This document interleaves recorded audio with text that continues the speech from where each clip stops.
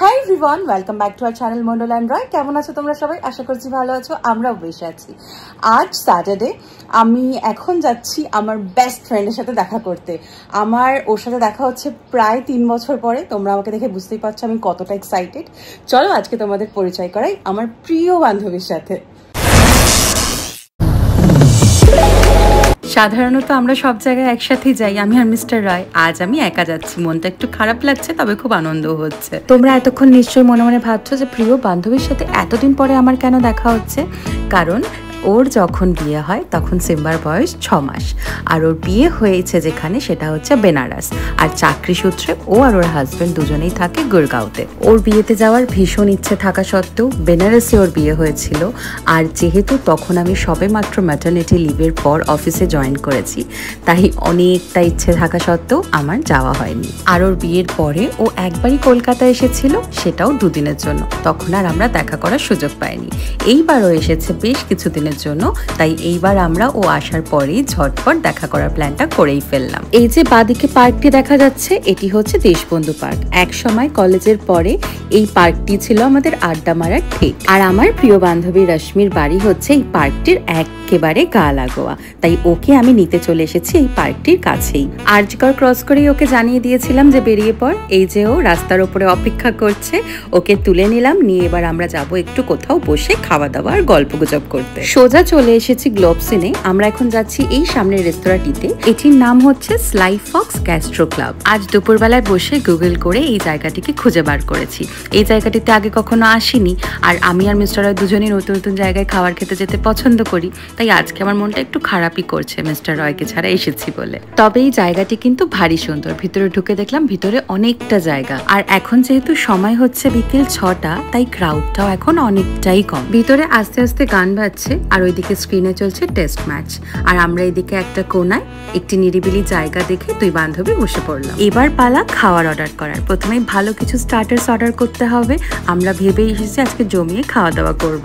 রশ্মি order করলো একটা crispy lotus stem, আর আমি অর্ডার করলাম ওদের chef special butter chicken jacket potatoes. Crispy lotus স্টেমটা যে এত ভালো খেতে হতে পারে, সেটা যদি আমি এখানে ট্রাই না করতাম আজকে, আমি জানতেই পারতাম না। এটা একদম 10-এর 10, অসম্ভব ভালো খেতে।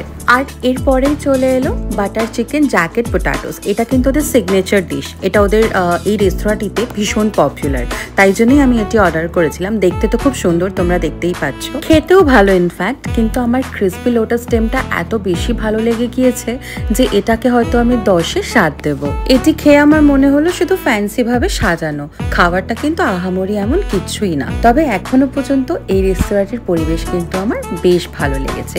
ইনফ্যাক্ট খাবার দাবারও বেশ ভালো। এরপরে আমরা 2 বান্ধবী অর্ডার করলাম দুজনের জন্য 2টো মকটেল। আর তারপরেই শুরু হলো জমিয়ে খাওয়া দাওয়া আর 2 বান্ধবীর গল্প করতে করতে যে কখন ঘড়ির কাঁটা 6টা থেকে 8টায় গিয়ে দাঁড়িয়েছে আমরা বুঝতেই পারিনি। তাই ভাবলাম এবার ডিনারটা অর্ডার করতেই হবে, কারণ অনেকক্ষণ আগে বাড়ি থেকে বেরিয়েছি।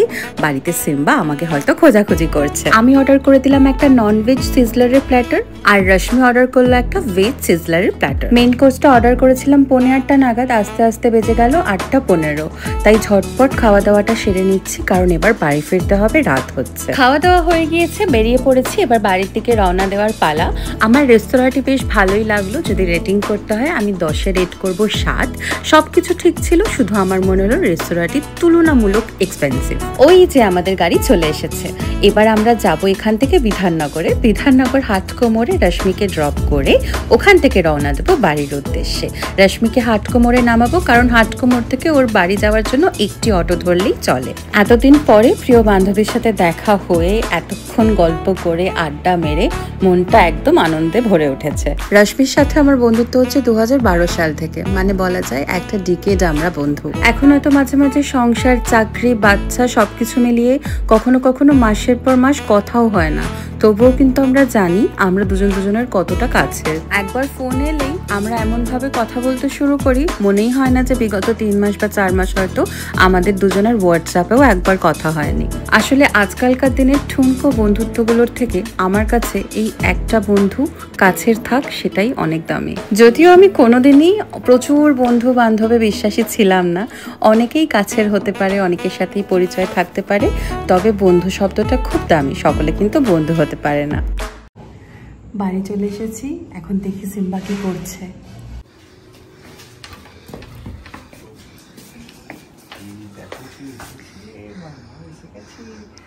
কি রে, কোথায় গেছিল মাম্মা? কোথায় গেছিল মাম্মা? কোথায় গেছিল মাম্মা? কোথায় গেছিল? হ্যাঁ সোনা, কোথায় গেছিল মাম্মা? অবাক হয়ে গেছে মাম্মা। কি খেয়েছো? স্ট্রেট কোয়েশ্চেন, কি খেয়েছো?